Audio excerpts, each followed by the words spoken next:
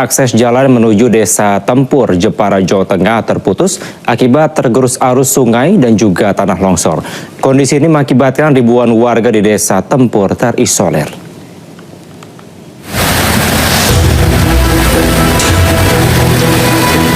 Derasnya arus Sungai Gelis dipicu turunnya hujan dengan intensitas tinggi sejak Jumat lalu dan membuat akses jalan satu-satunya untuk keluar masuk Desa Tempur, Jepara, Jawa Tengah terputus hingga 50 meter.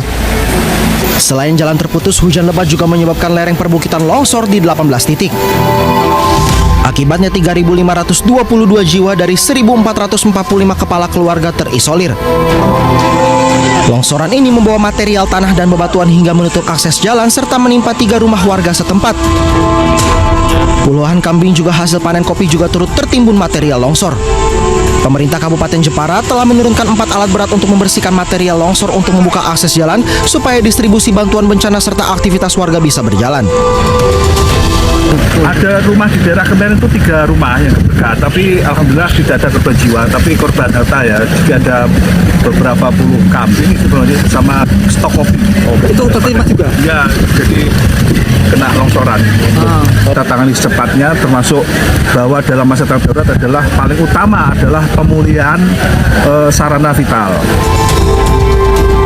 Upaya pembersihan material longsor terus dilakukan dengan melibatkan masyarakat, relawan, BPBD, serta TNI Polri.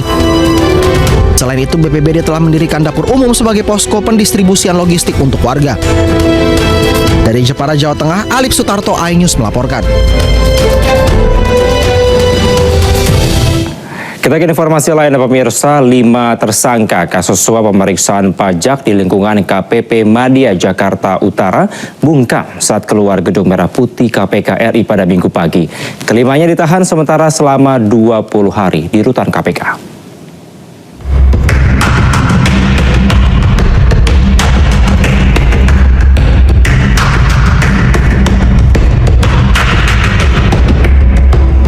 Lima tersangka kasus suap pemeriksaan pajak di lingkungan KPP Madya Jakarta Utara periode 2021-2026 bungkam saat keluar Gedung Merah Putih KPK Minggu pagi.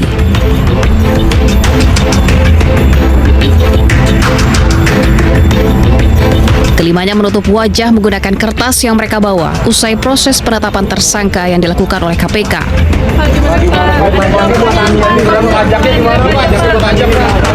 Deputi Penindakan dan Eksekusi KPK Asep Guntur Rahayu mengungkapkan kelima tersangka akan dilakukan penahanan selama 20 hari dari 11 Januari 2026 hingga 30 Januari 2026.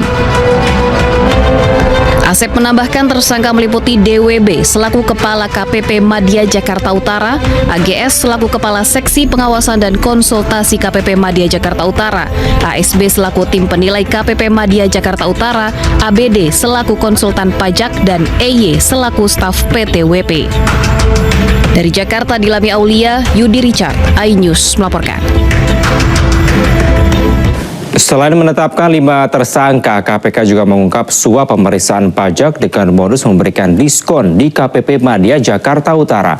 Pajak perusahaan tambang dipangkas dari 75 miliar rupiah menjadi 15,7 miliar rupiah.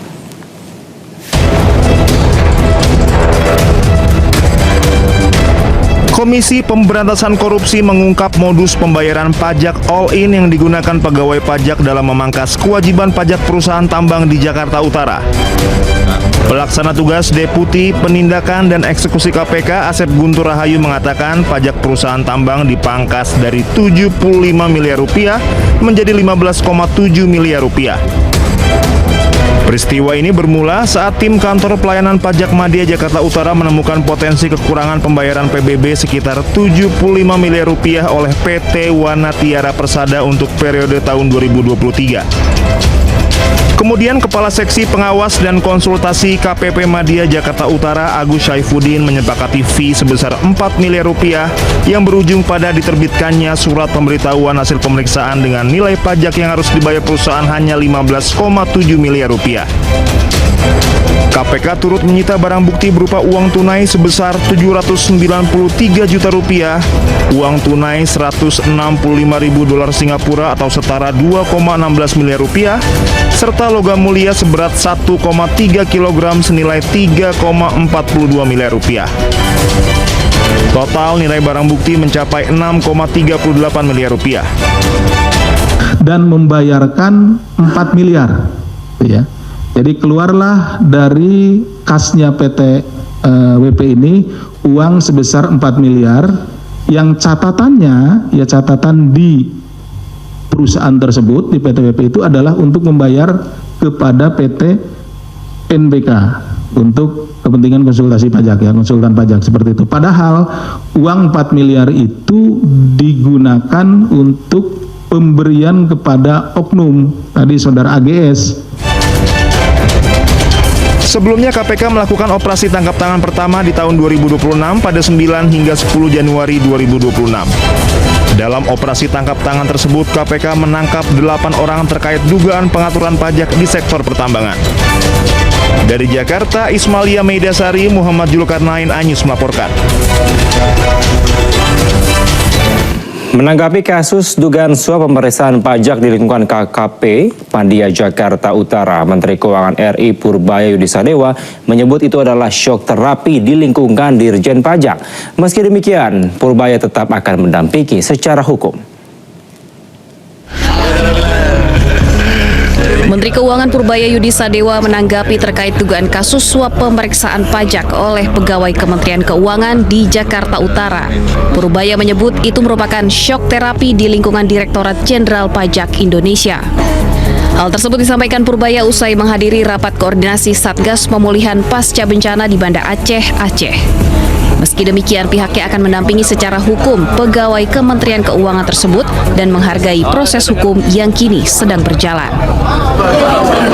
Kalau saya bilang itu mungkin bagus untuk shock terapi untuk orang pajak, tapi kita lihat seperti apa keadaannya, prosesnya seperti apa. Pada dasarnya gini, kalau ada pegawai yang seperti itu, kita akan bantu dari sisi hukumnya. Artinya jangan sampai ditinggalkan sendiri, jadi ada pendampingan dari ahli hukum dari keuangan. Tapi prosesnya ya proses hukum seperti biasa. Jadi anak buah nggak akan kita tinggal, tapi kalau nanti ketemu ketahuan bersalah ya sudah. Purbaya menambahkan pendampingan hukum dari Kementerian Keuangan kepada 5 tersangka bukan bentuk intervensi, melainkan memang sudah aturan dalam sebuah perusahaan. Dari Banda Aceh, Aceh, Taufan Mustafa, iNews melaporkan. Dan pemirsa, untuk mengetahui informasi selengkapnya, kami telah terhubung dengan jurnalis iNews Salam Pulungan di Gedung Merah Putih KPK Jakarta. Selamat malam, Salam, seperti apa update atau perkembangan terbaru dari KPK saat ini? Ya Kevin dan juga pemirsa, hingga saat ini belum ada update perkembangan lebih lanjut terkait dengan dugaan kasus suap pengurangan nilai pajak pada perusahaan tambang begitu yang merupakan ini PT WP. Informasi terakhir yang kami dapatkan bahwa memang benar KPK ini menangkap 8 orang di Jakarta Utara yang terdiri dari 4 orang pejabat pajak dan juga 4 orang lainnya ini merupakan dari pihak swasta.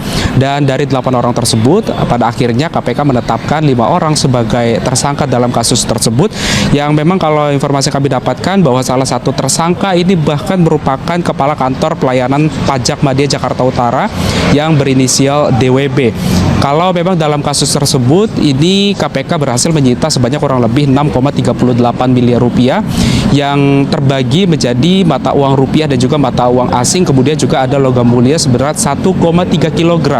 Kalau kita runtut kasusnya pada kronologis awal terjadinya, ini merupakan terjadi pada laporan kewajiban pajak bumi dan juga bangunan atau PBB tahun 2023 dari PT WP yang laporannya ini bahkan disampaikan baru pada September hingga Desember 2025 lalu.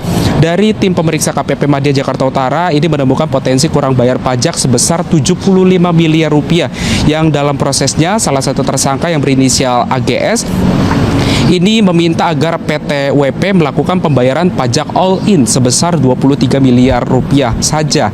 Dari 23 miliar tersebut kemudian ini dialokasikan di mana 15 miliarnya untuk pembayaran kekurangan pajak dan 8 miliar lainnya ini merupakan biaya komitmen untuk AGS yang nantinya akan dibagikan kepada sejumlah orang di lingkungan Dirjen Pajak Kementerian Keuangan, yang memang kalau dari PT WP sendiri ini pada akhirnya merasa keberatan dan hanya menyanggupi pembayaran pembayaran sekitar 4 miliar saja. Kemudian juga pada Desember 2025 tim pemeriksa menerbitkan surat SPHP dengan nilai pembayaran pajak PTWP senilai 15,7 miliar rupiah, yang tentunya ini berbanding terbalik, yang seharusnya dibayar adalah 75 miliar. Artinya ini terdapat adanya perbedaan turun sebesar 80%, yang sehingga ini menyebabkan pendapatan negara menjadi berkurang secara signifikan. Dan hingga saat ini juga KPK ini masih menelusuri lebih lanjut apakah nantinya dalam waktu dekat KPK akan menetapkan tersangka baru lainnya atau tidak, karena memang saat ini masih dalam proses penyelidikan lebih lanjut, yang kami masih akan terus menginformasikan kepada Anda, Kevin, dan juga pemirsa, bagaimana update terkini dari gedung KPK Merah Putih di Jakarta. Kevin. Baik, terima kasih. Salam atas laporan Anda langsung dari Gedung Merah Putih KPK. Selamat malam dan selamat kembali bertugas.